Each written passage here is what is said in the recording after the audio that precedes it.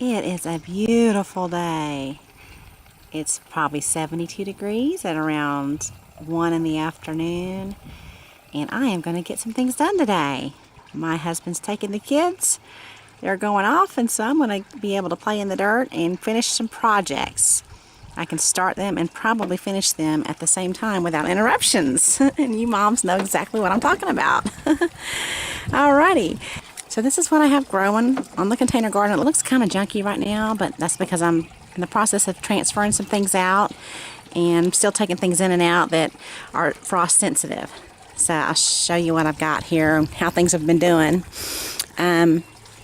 We have the lemon cream calendula over here, and that has probably doubled in size in a week. So it's liking the temperatures. I just now popped this little pesto. This is a pesto basil in this pot here, and I went to the nursery the other day to look for French tarragon because I've been waiting on their French tarragon cuttings to come in, because you know you have to grow those from a cutting, the French tarragon. Well, of course they didn't have the French tarragon, but they had this, and I grew that I think 2 years ago, and it was beautiful, so fragrant, delicate, beautiful leaves, but lovely little basil plant. And then, of course, I've been cutting some lettuce here and there. Green Star is a heat-tolerant lettuce, so I'll have that much later probably than the firecracker that's right next to it. Chives haven't been doing much. Then the chamomiles just growing like a little bush. And then here is one of the surviving tomatoes that I pointed out in my video. If you didn't see that, I'll include a link. But there's a story about that, and it's in the video. And this is the bronze fennel. Really is turning dark purple now, and I just took a bite of it to taste it, and it was fine.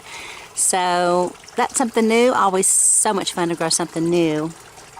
And then over here, before I pass it, hopefully I won't get you too dizzy, no signs of life from my mints yet. So I may have lost those. Now they popped back fine for me last year, but I don't see anything yet. This is summer savory, growing that from seed, and it's looking okay so far. I'm hoping it'll start taking off here in a few days now that it's starting to heat up. And no signs of life from this thyme here. This is the lemon thyme.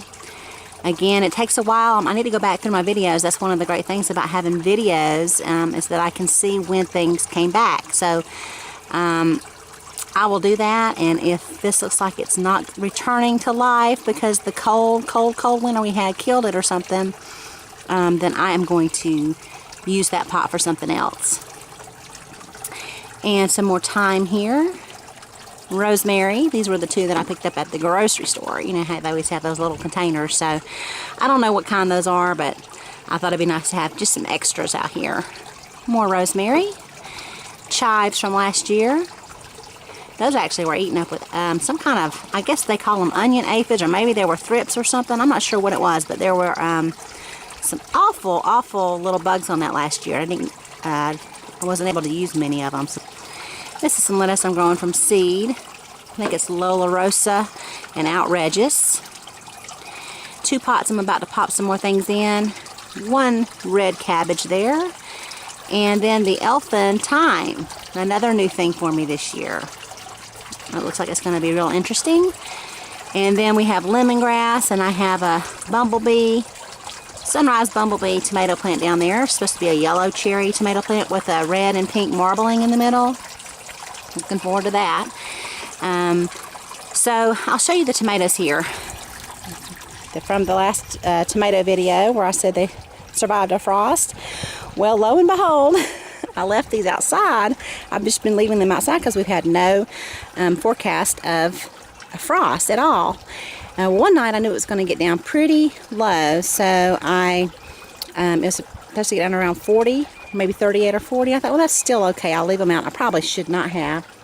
And then that was confirmed the next morning because it did hit below freezing, and there was ice on my windshield and everything. You know, it was worse than actually the other frost that we had, which killed all the seedlings. So these did okay, and they were in this container, so I think that did kind of help them a little bit, but this one was totally affected by it. And this one's the Poteno Romanesco.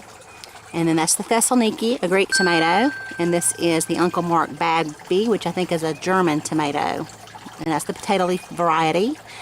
Now this one right here, I don't think it's completely dead. I think it just hurt the foliage on it. So I'm just going to leave it in here like I did those other ones that I mentioned in my other tomato video. And see if this comes back to life. I don't know. The stem on it looks really nice and green, and it still has all the little hairs on it. You know, so like it's looking for a place to root down. So I don't know. That's an experiment. We'll see how it does. So the same thing happened with the other tomato I showed you a minute ago. This one here, I left it out and it survived fine. That's the Thessaloniki, little Greek tomato. So it did fine through the frost. You know, the frost didn't get too cold. I don't think they would have done well, but the lemongrass, I left it out as well, and it seems to be fine. And then some of the outrageous lettuce starting to come up here. Parsley's looking good. I've got some green growth down here on this mojito mint. I don't know if you can see it on the camera, but I do not think that's mint. I think it's some kind of clover or something that has just seeded in there. I don't think that's my mint coming back, but I'm still looking. Like I said, I'll probably go back and look at my old videos to see on these mints to see when they started to come back. Same thing with my oregano. Last year I thought there was no chance it was ever going to return. And it was my last plant to come back, so I know it was very late in the spring or maybe even the beginning of summer before I saw anything from that. So we'll see how that goes. And then I started some more peppers and tomatoes over here and some basil for my summer planting. And then down here, I'm going to take you down there and see if my rabbit deterrent is working. You guys are going to find out with me, because if you've been watching my videos, you know I have a rabbit problem. But I'll show you what I'm doing and we'll just see if it's working. I've kind of taken a peek at it throughout the week and it seems to be doing okay. I just can't confirm yet. We'll take a look. And I won't walk through all these pots down here again. These are the ones I'm moving in and out because until I can move them out permanently after our frost date. And then some of the seedlings here that have been screaming to get into the garden for a week. I need to get those in. Hopefully I'll just go ahead and do it today. If the rabbit eats them, the rabbit eats it. That's all I can do. So we'll head on down here and to the garden. I'll show you what's going on down there. Okay, I'll show you here what I am trying out. And you see this little rope here? I'm just wrapping that around my garden here to see if it will keep out the rabbit from this side. I need to do actually around the perimeter of the entire garden. I may just use a garden hose because this is just some scrap rope that we had in the garage. So anyway, it's supposed to look like a snake. And if you have a dog or something, you may notice if they don't like to jump over cords and stuff that might be on the floor. And at least my dog does. If there's a cord on the floor, he does not like to cross over it. So I read that that's just kind of instinctive for animals. They don't like to cross over anything that looks like a snake. So let's see what's happening. I haven't been down here in several days. Let's see if anything has been munched on, because I'll show you what I did is right over here is where I put one. I made one and I also painted on little stripes on it, little black stripes, because I had some leftover paint. And I was trying to see if it would keep him away from that cabbage right there. And there were 2 leaves missing when I put my rope down. So we're going to take a look here and see. Okay, I've had the rope in the garden for about, let's see, it's been 2 days now. So I'm just checking. I haven't walked down there to see if the cabbage is still there. Let me see if I can zoom in and see if I still have a nice piece of cabbage there. Looks like it might be. It hasn't been devoured yet. So I will check again in a few more days and see if that rabbit eats that cabbage. Or maybe this has kept him away. It looks like the 2 are still missing, but as you can see, the plant is still here. He has not munched that one down. It may have even kept him away from that one, because I know this is where he would go. I've not put anything else out that he could get to that he would enjoy eating. Of course, we do have sugar snap peas I haven't checked on, so let's check on those real quick and see if he's munched those down yet. I think those are the ones that have been there all week, as well as those. Alrighty.